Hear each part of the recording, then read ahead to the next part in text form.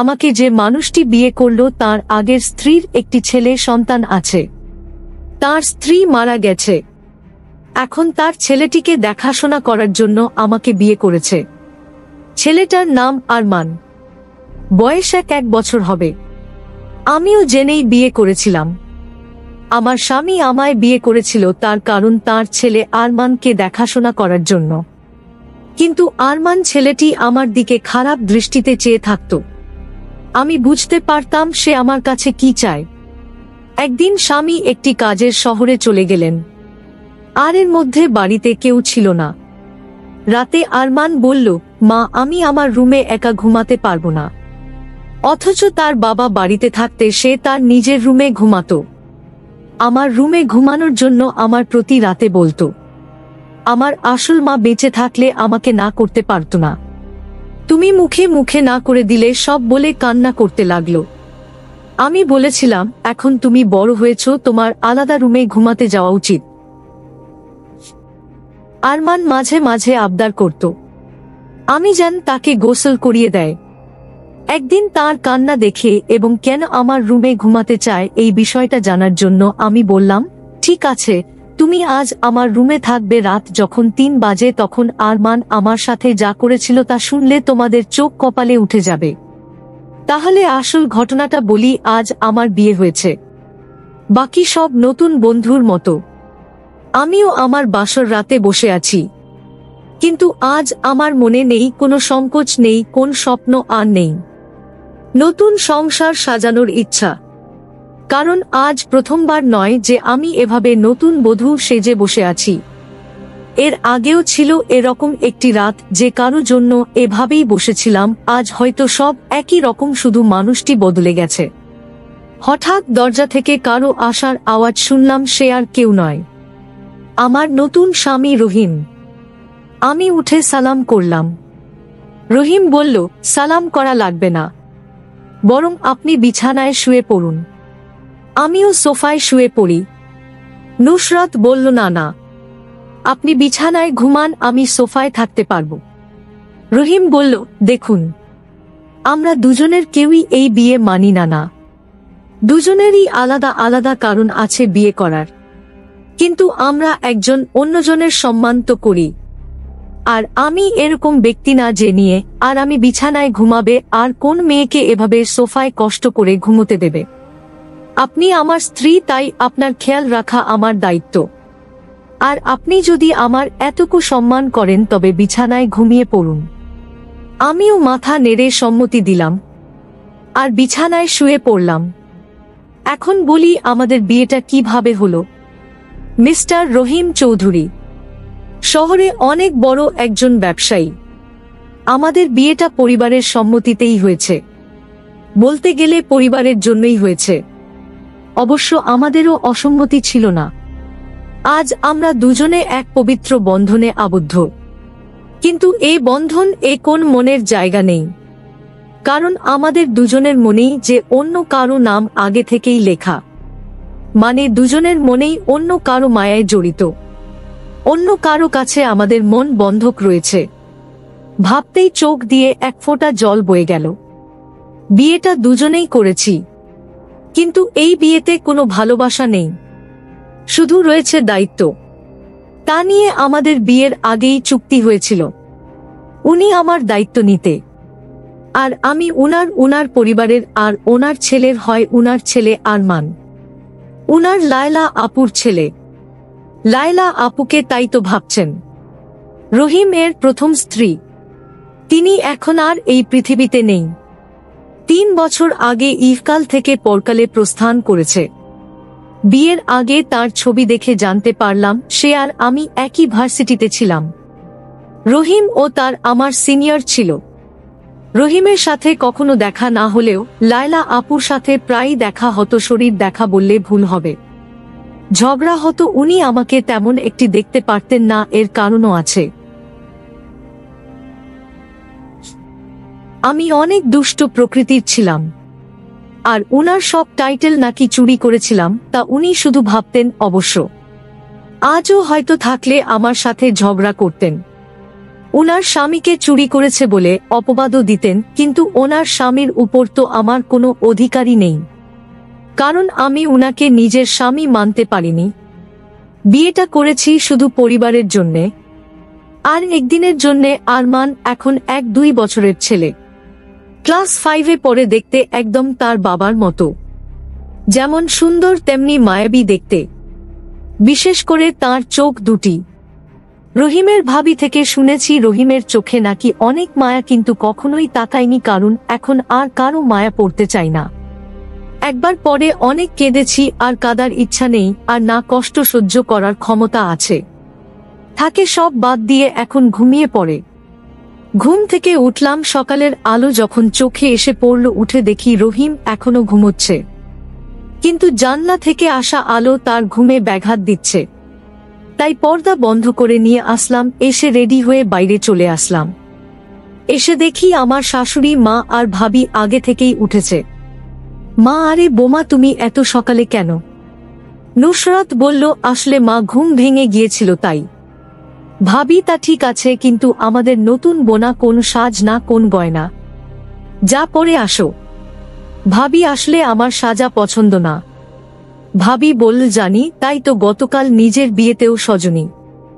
মা বলল, বিয়েটা কি তেমন ভাবে হয়েছে, নাকি তোর দেবার জন্য কিছুই করতে পারলাম না? ভাবি বলল, থাক মা, বাদ দেন। মাহামার আমাদের নতুন বউ তো এমনিতেই চাঁদের টুকরো, ওর সাজা গোজা লাগবে না। ভাবি, স্বামী বুঝি সুন্দর না? মুখ কোমরা করে মা বলল, তুইও খুবই সুন্দর, কিন্তু মা জানো, আমি ছেলে হলে ঠিকই আমার 2 ভাবে প্রেমে পড়তাম। পিছন থেকে এসে মাকে এসে বলল, ভাবি বলতো ছোট ভাবের প্রেমে পড়তে। অবশ্য আমিও পড়তাম, আমার জালটা এত সুন্দর। সবাই হাসাহাসি করত। সে নুসরাত বলল, মা আমি আপনাদের জন্য চা বানিয়ে আনে। মা বলল, আরে না, তুই বস, আমরা সব করব। নুসরাত বলল, মা আমার ভালো লাগে না এমনি বসে থাকলে। মা, কিন্তু নুসরাত প্লিজ মা। ভাবে বলল, আচ্ছা তাহলে আমি সাহায্য করি, আর সাথে অনেক গল্প করব, কেমন? নুসরাত চা বানালো আর নিশা ও ভাবির সাথে গল্প করল। আসলে গল্প করছিল না, শুধু শুনছিল। চা বানানো শেষে নিয়ে আসে। এসে দেখে মা, বাবা আর রহিমের ভাইয়া বসে আছে। বসে বসে গল্প করছে, সবাইকে চা দিল। বাবা, বাহ, অনেক মজা হয়েছে, তোমার চায়ের থেকেও মজা হয়েছে। ফারহান, হ্যাঁ, অনেক অনেক ভালো হয়েছে। নিশাকে একটু চা বানানো শিখিয়ে দিয়ে, কি বানাই 2-3টি বুঝি না। নিশা, কি এত বড় কথা? কাল থেকে 7 দিন তোমার চাপ বন্ধ। ফারহান, না না, আমি তো দুষ্টুমি করে বলেছি, তুমি তো জানো আমি চা ছাড়া থাকতে পারি না। এভাবে সবাই চা খেয়ে নিলাম। তারপর আমি আমার স্বামী রুমে গেলাম, গিয়ে দেখি অবাক কাণ্ড। রহিমের ছেলে অর্থাৎ আমার আর তার মা তো বেঁচে নেই। তাহলে আমাকে নিয়ে কিছু বলছে নাকি? এত ছোট ছেলে এই বয়সে পেকে গেছে। কি বলছে কিছুই বুঝতে পারছি না।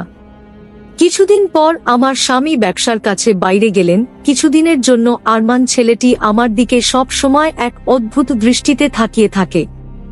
মনে হয় তার চোখের ভিতর হাজারো পিপাসা। আমি হঠাৎ জিজ্ঞেস করলাম, এই আরমান, তুমি এভাবে আমার দিকে তাকিয়ে কি দেখছ?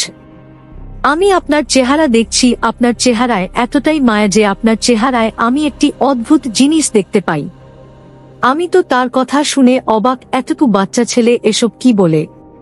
হঠাৎ আমাকে জিজ্ঞেস করে ফেল, আচ্ছা মা, তুমি বাবাকে কেন বিয়ে করলে? আমি বললাম, দেখো তুমি ছোট মানুষ, আর তাই তোমাকে দেখাশোনার জন্য তোমার বাবা আমাকে বিয়ে করেছে। আরমান ইদানিং দেখছি আমার দিকে অদ্ভুত দৃষ্টিতে তাকিয়ে থাকে। আমি যেখানে যাই সেখানে আমাকে ফলো করে। আমি গোসল করতে গেলাম। আরমান বলছে, মা অনেক দিন হলো আমার মা আমাকে গোসল করিয়ে দেয় না, আমাকে ভাত খাইয়ে দেয় না। মা, তুমি তো আমার মা, যেহেতু আমার আগে মা মারা গেছে। এখন আমার মা হিসেবে আমার আব্বু তোমাকে বিয়ে করে এনেছে মায়ের শূন্যতা পূরণ করার জন্য। মা, আমাকে তোমার হাতে গোসল করিয়ে দাও। আমি বললাম, দেখো আরমান, তুমি যখন ছোট ছিলে তখন তোমার মা তোমাকে গোসল করিয়ে দিত। আর এখন তো তুমি বড় হয়েছ, তুমি নিজ হাতে গোসল করতে শেখো। আর তুমি এখন বড় হয়েছে, তাই এখন আর আমি তোমাকে কিভাবে গোসল করিয়ে দেয় তুমি নিজেই করতে পারবে বাবা। ঠাকুমা পর কখনো মা হয় না। আমি বুঝতে পারলাম আমাকে তোমার কোন হেল্প করতে হবে না। এই বলে আরমান চলে গেল। আমি চিন্তা করলাম আমার কি কোথাও ভুল হয়েছে। আমি তো এখন তার মা, আর তাই মা হিসেবে আমার কর্তব্য পালন করা উচিত ছিল। কিন্তু সাহায্য তো তার বাবা বাড়িতে থাকাকালীন আমার হাতে গোসল করতে চাইতো না। আজ বাড়িতে তার বাবা নেই। আসলে কারণটা কি, বিষয়টা আমি কিছুই বুঝতে পারছি না। এসব ভাবতে ভাবতে রাতের রান্না শেষ করে আমার রুমে গিয়ে আরমানকে ডাক দিলাম। গিয়ে দেখি আমার একটি ছবি হাতে নিয়ে ছবিটির সাথে কি যেন বলছে, আর ছবির সাথে এক অদ্ভুত আচরণ করছে, আর বলছে আমার মনের আশাটুকু কবে পূরণ হবে মা। আরমান চোখের পানি ছেড়ে কান্না করছে আর বলছে। আমি ডাক দিলাম, আরমান তুমি কান্না করছো কেন? তোমার কি হয়েছে? কিছু হয়নি মা, আমি আসছি, তুমি যাও। আমি এক গভীর চিন্তায় পড়ে গেলাম। আরমান আমার কাছে কি চায় তার দৃষ্টিভঙ্গি আমার কাছে স্বাভাবিক মনে হচ্ছে না। আরমান খেতে বসল আর তার মাকে বলতে লাগলো, মা আজ রাতে আমি তোমার রুমে ঘুমাব। আমার ওই রুমে একা একা ঘুমাতে ভয় লাগে। আমি বললাম, আরমান তুমি এখন বড় হয়েছ, তোমায় ভয় পাবার কথা না। তুমি তোমার রুমে ঘুমাও, কিছু হবে না। আরমান আমার কথার জবাবে বলল, আরে মা, আমার আসল মা যদি বেঁচে থাকতো তাহলে এভাবে মুখে মুখে না করতে পারতো না। আমার সব ইচ্ছা আমার মা পূরণ করত। আচ্ছা আরমান, তোমার কাছে একটি প্রশ্ন। তোমার আব্বু যখন বাড়িতে ছিল তখন তুমি তোমার সব আবদারের কথা বলতে না। এখন তোমার আব্বা বাড়িতে নেই, আর এখন তোমার অনেক আবদারের কথা বলছ কেন বাবা? মা তুমি আমার কষ্ট বুঝবে না? আমি তো কিছুই বুঝি না, সব তুমি বোঝো। এসব কথা বাদ দিয়ে এখন ঘুমাতে যায়। রাত অনেক হয়েছে। আরমান চোখের পানি ছেলে তার রুমে চলে গেলেন, আর আমি শুয়ে শুয়ে আরমান রব দলের কথা ভাবতে লাগলাম। আরমান আমার রুমে ঘুমাতে চাই, তার নাকি নিজের রুমে থাকতে ভয় করে। আবার বলে তাকে গোসল করিয়ে দিতে, আমার ছবি হাতে নিয়ে ছবিটির সাথে গুনগুনিয়ে কি জানি বলে। না, আমি কিছুই ভাবতে পারছি না। এসব ভাবতে ভাবতে আমার কিছুতেই ঘুম আসছে না। হঠাৎ আরমানের রুমে একটি আওয়াজ শুনতে পেলাম। আমি জানালা দিয়ে উঁকি দিয়ে দেখি ছবিটি হাতে নিয়ে ছবির সাথে এক অন্যরকম আচরণ করছে, আর মাঝে মাঝে হাসছে, আবার কান্নাও করতেছে। আমি এসব ভাবতে ভাবতে পাগলের মতো হয়ে গেলাম। কিছুতেই ঘুমাতে পারছিলাম না। কিন্তু হঠাৎ আমার মাথায় একটি বুদ্ধি এলো। আসলে আরমান আমার কাছে কি চায় তাই আমার জানতে হবে। তাই আমি সিদ্ধান্ত নিলাম, আমি আমার রুমে তাকে থাকতে দেব, আর আমি ঘুমাব না, ঘুমের ভান করে থাকব। তাহলেই বুঝতে পারব আসলে আরমান আমার কাছে কি চায়, তা স্পষ্ট হয়ে যাবে। তারপর দিন আমি আরমানকে বললাম, আরমান আজ তোমাকে আমার নিজের হাতে খাবার খাইয়ে দিব। তুমি খাবে না? না মা, আমি তোমার হাতের খাবার খাব না, কারণ তুমি আমার আবদার পূরণ করো না। ঠিক আছে বাবা, তোমার সব কথা রাখবো। তুমি এবার আমার হাতে রান্না করা খাবার খেয়ে নাও। সত্যি বলছো মাহন? সত্যি? তিন সত্যি। এবার আরমান খুশি হয়ে সে আমার হাতের খাবার খেলো। ঠিক আছে বাবা, তাহলে তোমার আজকে তোমার রুমে থাকতে হবে না, তুমি আমার রুমে ঘুমাবে। কারণ আমি এখন বুঝতে পারছি বড় রুমে থাকতে তোমার ভয় লাগে, তাই না? তাহলে তুমি আমার কষ্টটুকু বুঝতে পেরেছ। তারপর আরমানের বাবার ফোন আসলো।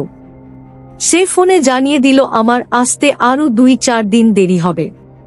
তুমি ছেলের প্রতি খেয়াল রেখো। আমি মনে মনে একটু খুশি হলাম, কারণ যদি আমার স্বামী এসে পড়তো তাহলে আরমান আমার কাছে কি চায় তা হাতে নাতে ধরতে পারতাম না। ভালোই হলো। তারপর রাতের খাবার খেয়ে আরমানকে ডাক দিলাম, আরমান তুমি আমার রুমে আসো, আজ তুমি আমার রুমে ঘুমাবে। শুধু আজ নয়, যতদিন তোমার বাবা আসবে না ঠিক ততদিন পর্যন্ত, বুঝলে? লক্ষ্য করলাম আরমান অনেক খুশি হয়েছে। তারপর রাতে ডিনার করে আমি ঘুমের ভান করে শুয়ে রইলাম। এদিকে আরমান শুয়ে পড়ল। রাত যখন 3:00 বাজে তখন দেখি আরমান ধীরে ধীরে বিছানা থেকে উঠে পড়ল। তারপর হাত দিয়ে শুরু হলো আমি ঘুমিয়েছি কিনা। তারপর ধীরে ধীরে আমার কাপড়ের আঁচলটা বের করল, কারণ কাপড়ের আঁচলে আমার ঘরের আলমারির চাবি ছিল। আমি যেন না পাই, আর তাই সে ধীরে ধীরে চাবিটা আঁচল থেকে তার হাতে নিয়ে নিল। তারপর আলমারিতে থাকা তার মায়ের স্বর্ণ গহনা ছিল, আর আলমারিটা খুলে সকল স্বর্ণ অলংকার সে একটি শপিং ব্যাগে নিয়ে নিল। ব্যক্তি তার রুমে নিয়ে রেখে আসলো। তারপর আঁচলে চাবিটা বেঁধে রেখে দিল। তারপর ঘুমিয়ে পড়ল। আমি ঘুম থেকে জেগে উঠি। এটা কি করলো এতটুকু একটি ছেলের সাহস দেখে আমি অবাক হচ্ছি। সেসব স্বর্ণ অলংকার চুরি করল, আর এই বয়সে তার এত স্বর্ণ বা টাকার দরকার কেন? আমি তাকে কিছুই বলিনি। সকালে উঠে আরমান বলল, মা তাড়াতাড়ি খাবার দাও, আজ একটু জলদি স্কুলে যেতে হবে। ঠিক আছে, আমি নাচটা দিচ্ছি, না খেয়ে স্কুলে যাও। সে তাড়াহুড়া করে খাবার খেয়ে ব্যাগটি নিয়ে ঘর থেকে বের হতেই আমিও তার পিছু নিলাম। তারপর দেখলাম একটি স্বর্ণের দোকানে গিয়ে স্বর্ণগুলো বিক্রি করে দিল। তারপর এই টাকাগুলো নিয়ে কবরের চারপাশে বেড়া দেওয়ার জন্য কিছু সরঞ্জাম কিনল, আর সেই সরঞ্জাম নিয়ে গেল তার আসল মায়ের কবরের পাশে। আর মায়ের কবরের চারপাশে বেড়া দিয়ে কবরটাকে সুন্দর করে তুলল, যেন গরু ছাগল যেতে না পারে। আমি আরমানের এই দৃশ্য দেখে অবাক হয়ে গেলাম। এতটুকু একটি ছেলে মায়ের প্রতি ভালোবাসাই না দেখাল, কিন্তু চুরি করে কেন করল? পরে আমি আরমানকে বললাম, বাবা, আমি তোমার সব কার্যকলাপ দেখেছি, তুমি চুরি করলে কেন? মা, তুমি জানো এই গ্রহণ আমার মায়ের টাকা দিয়ে কিনা। আমার বাবা আমার মাকে অনেক কষ্ট দিয়েছে, আর তাই আমি আমার মায়ের সম্পদ বিক্রি করে মাকে দিয়ে আসলাম। ভালো করেনি মা। বাহ আরমান, তোমার মতো সন্তান যদি প্রতিটি ঘরে ঘরে থাকতো তাহলে পৃথিবীটা অনেক সুন্দর হয়ে যেত। মায়ের প্রতি এমন ভালোবাসা দেখে আমি মুগ্ধ হলাম। সকল দর্শকদের উদ্দেশ্য করে বলতে চাই, যাদের মা বেঁচে আছে তাদের খেয়াল রেখো, তাহলে দুনিয়া আখিরাতের শান্তি পাবে, সফল হবে।